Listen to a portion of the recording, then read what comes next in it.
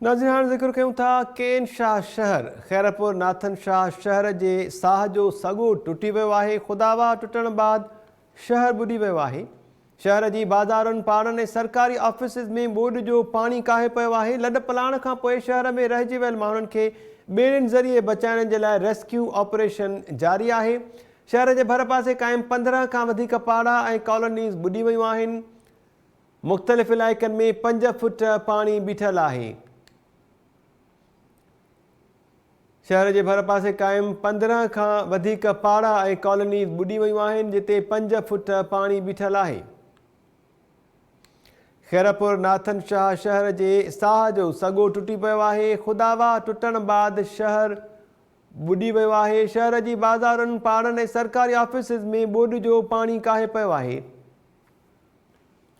लॾ पलाण खां पोइ शहर में रहिजी वियल माण्हुनि खे ॿेड़ियुनि ज़रिए बचाइण जे लाइ रेस्क्यू ऑपरेशन बि जारी आहे। शहर के भर पासे क़ाइमु 15 खां वधीक पाड़ा ऐं कॉलोनीज़ ॿुॾी वियूं आहिनि।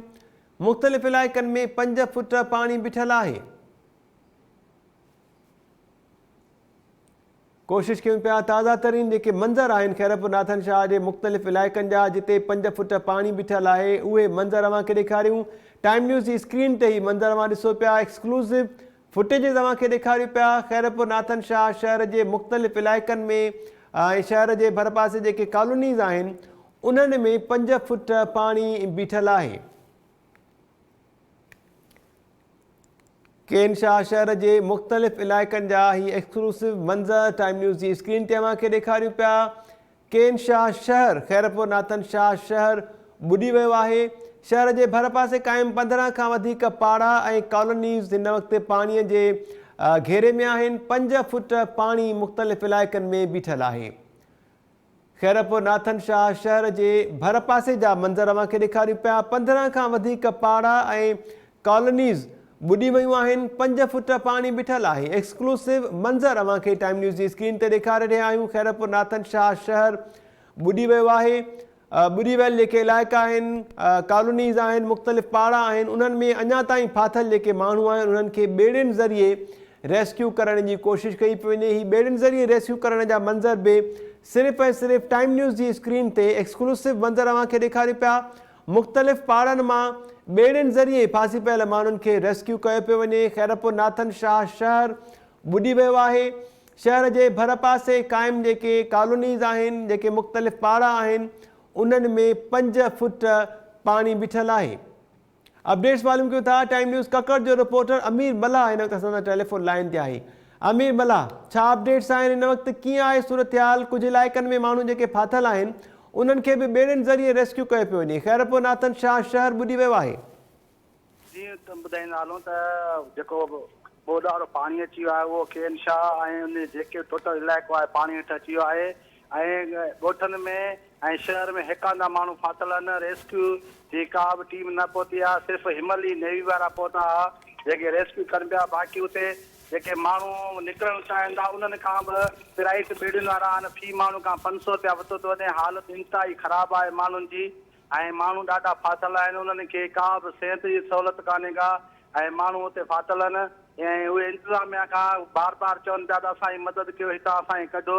इलाइक़नि में उते जानवर इहे मरी विया आहिनि। माण्हू छितुनि ते चढ़िया बीठा आहिनि पर केर बि उनजी वार करण लाइ न आहे पहुतो ऐं माण्हू शहर में ई फाथल आहिनि। जी अमीर मल्हा, हिन वक़्तु शहर के मुख़्तलिफ़ इलाइक़नि में सूरत हाल कीअं आहे? अव्हां ॿुधायो पिया त नेवी जूं रेस्क्यू टीम्स जेके आहिनि उहे पहुतियूं आहिनि। कहिड़नि कहिड़नि इलाइक़नि में अञा ताईं माण्हू फाथल आहिनि? कुझु इतला आहिनि हिन बाबति? सर गोज़े जो इलाइक़ो आहे, केन शाह शहर आहे, लुजा आहे, लधाण आहे, मुराद जो ॻोठ आहे ऐं सीता जा कुझु यूसियूं आहिनि, थल्लो आहे ऐं इहे जेके इलाइक़ा आहिनि मेल कोलाचिन खां औरते जेके ॻोठ अचनि था उन्हनि में माण्हू फाथल आहिनि ऐं वॾे तइदाद में औरतूं ॿारड़ा मर्द जेके पाणी छितुनि ताईं पहुतो आहे त माण्हू छितुनि जे मथां बीठे नज़र अचनि था पिया। जी अमीर हसन मल्हा, महिरबानी। वधीक अपडेट्स पे अव्हां खां वठंदासीं। नाज़रीन, एक्सक्लूसिव मंज़र अव्हांखे ॾेखारे पिया सिर्फ़ ऐं सिर्फ़ टाइम न्यूज़ जी स्क्रीन ते। ख़ैरपुर नाथन शाह शहर ॿुॾी वियो आहे। शहर के भर पासे जेके कुझु कॉलोनीज़ आहिनि कुझु पाड़ा आहिनि उन्हनि में फाथल माण्हुनि खे रेस्क्यू करण जे लाइ नेवी जूं टीम्स हिन वक़्तु पहुतियूं आहिनि ऐं ॿेड़ियुनि ज़रिए माण्हुनि खे उतां रेस्क्यू कयो पियो वञे। ही रेस्क्यू करण वारा जेके एक्सक्लूसिव मंज़र आहिनि उहे बि टाइम न्यूज़ जी स्क्रीन ते तव्हांखे ॾेखारियो पिया। मुख़्तलिफ़ जेके पाड़ा आहिनि खैरपुर नाथन शाह जा ऐं भर पासे जेके कॉलोनीज़ आहिनि शहर जे ॿाहिरां, उन्हनि में जेके फाथल माण्हू आहिनि उन्हनि खे नेवी जी टीम्स पहुची करे हिन वक़्तु माण्हुनि खे फाथल माण्हुनि खे रेस्क्यू कयो पियो वञे। खैरपुर नाथन शाह जे भर पासे हिन वक़्तु 5 फुट पाणी बीठल आहे। खैरपुर नाथन शाह शहर ॿुॾी वियो आहे। ही एक्सक्लूसिव मंज़र तव्हांखे ॾेखारियो पिया। नेवी जूं टीम्स इलाइक़े में पहुतियूं आहिनि ऐं अञा ताईं फाथल जेके माण्हू आहिनि उन्हनि खे ॿेड़ियुनि ज़रिए रेस्क्यू कयो पियो वञे। इन ते ॻाल्हि ॿोल कयूं था। इन मामले ते जेका ताज़ा तरीन सूरत हाल आहे उन बाबति वधीक अपडेट करे रहियो आहे ककड़ मां टाइम न्यूज़ जो रिपोर्टर अमीर हसन मल्हा। तालके जा जेका ॻोठ आहिनि गोज़ो, मीर हसन ऐं गाॾियुनि जा जेके इलाइक़ा आहिनि, असां उते हिनमहिल नेवी सां गॾु असां रेस्क्यू कयूं पिया। तव्हां ॾिसंदा हूंदो चो तरफ़ पाणी पाणी आहे ऐं हिते माण्हू जेके आहिनि पंहिंजी जान बचाए निकिता आहिनि ऐं हिते गॾु असांखे मिलिया कुता मिलिया, गॾु गाबा मिलिया। तव्हां ॾिसंदा हूंदो चो तरफ़ पाणी पाणी आहे, पर हिनमहिल ताईं केर बि उते न पहुतो आहे।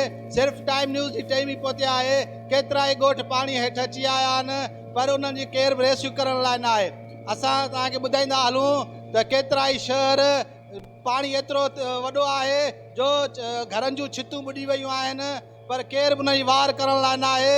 सिर्फ़ु हिते नेवी जी रेस्क्यू टीम पहुती आहे। तव्हांखे असां वधीक ॿुधाईंदा हलूं त हे सॼो इलाइक़ो 8 फुट खां 10 फुट ताईं पाणी आहे, जेको हिते समूरियूं जेके इलाइक़ा आहिनि उहे पाणी लपेट में अची विया आहिनि।